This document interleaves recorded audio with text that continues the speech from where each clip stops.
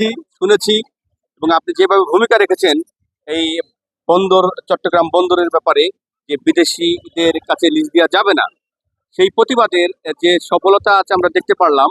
আপনার আজ supreme court রায় দিয়েছে জনগণের পক্ষে, এবং জনগণের যে দেশের সম্পদ দেশেই থাকবে, বিদেশিদের হাতে যাবে না, সেই ব্যাপারে আমাদের সুপ্রিম কোর্ট রায় দিয়েছেন।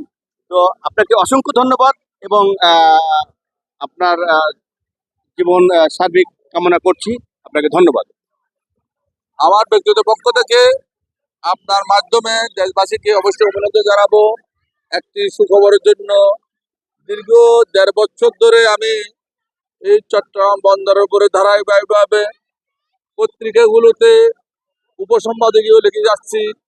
আমাদের বন্দর, আমাদের হৃৎপিণ্ড, দেশের অর্থনীতি পাটগান চট্টগ্রাম বন্দর।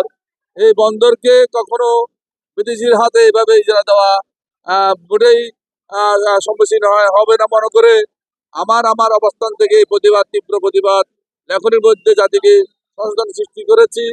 আশা রাখি আজকে সুপ্রিম কোর্ট একটা সফলভাবে আমাদের পক্ষে, দেশবাসীর পক্ষে একটা রায় দিয়েছে। এই জন্য অর্থনীতির সেই অবস্থাকে আরো সুসংহত রাখার জন্য, দেশের ক্রান্তি লগ্নে দেশের জন্য দেশবাসী এক জায়গায় ঐক্যবদ্ধ হওয়ার থাকার জন্য আমার পক্ষ থেকে আবারও আমি বিনীতভাবে আহ্বান জানাচ্ছি। ধন্যবাদ। ধন্যবাদ আপনাকে। ধন্যবাদ।